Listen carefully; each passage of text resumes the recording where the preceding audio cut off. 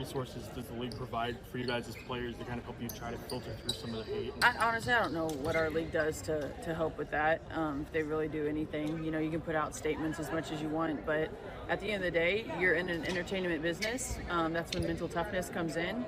If you're going to live by praise, you're going to die by the hate. And so I think that's on the individual person to have mental toughness. Some people can deal with it, some people can't. In a league of 155 players, and I'm not including Caitlin Clark in that number because Caitlin Clark is in a class all her own. In the WNBA, you have Caitlin Clark and then you have everyone else.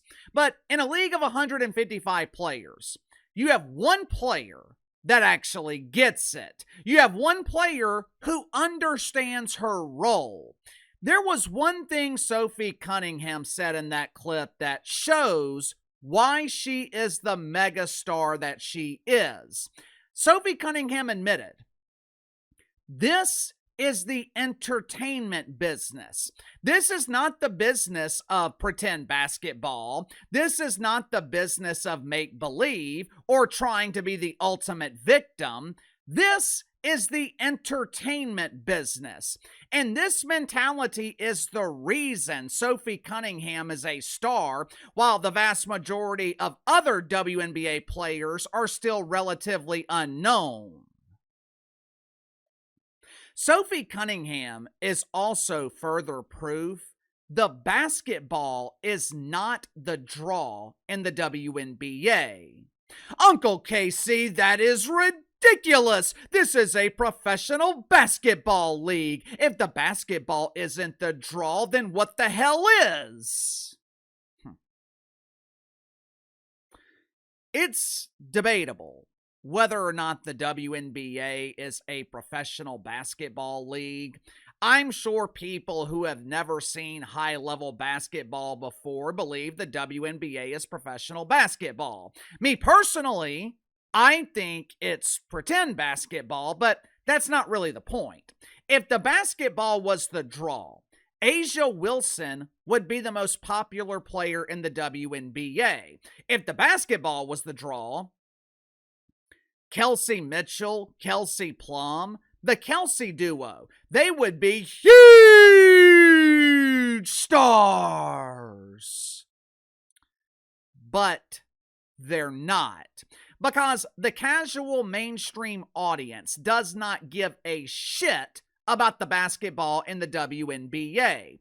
99% of WNBA topics, they have nothing to do with basketball. It's the drama, it's the storylines, the whining and complaining from WNBA players.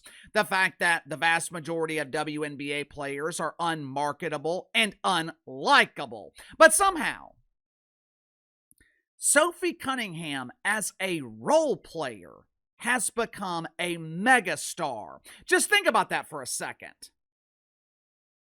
Name a role player in the NBA. Name a player coming off the bench that is a mainstream star.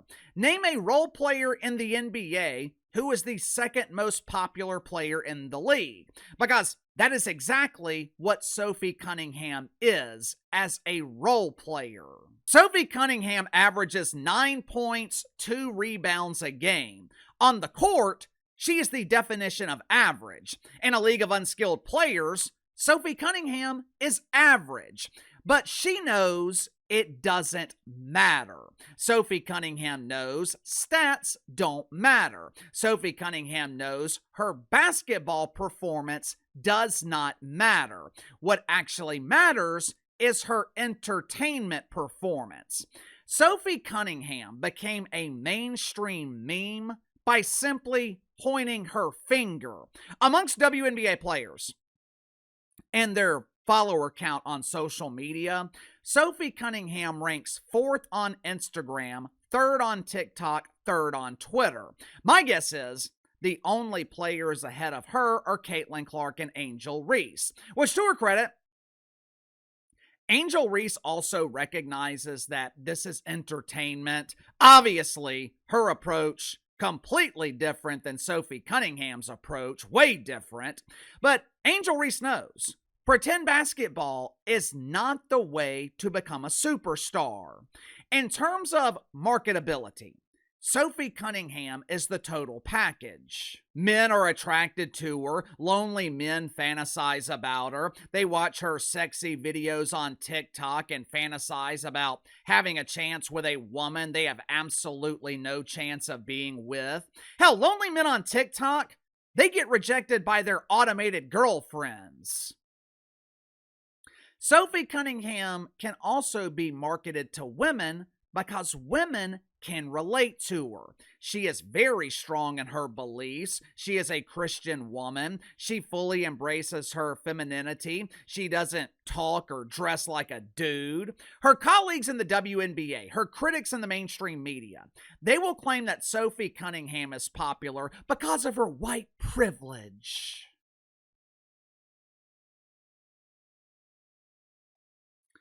Obviously, white privilege has nothing to do with it. If white privilege was a factor, Paige Bueckers would be a mainstream star.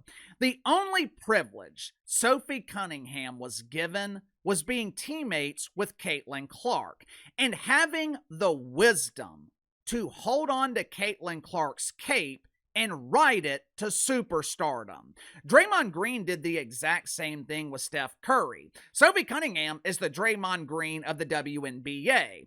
Both knew they would never be star basketball players, but that doesn't mean they can't be a star player.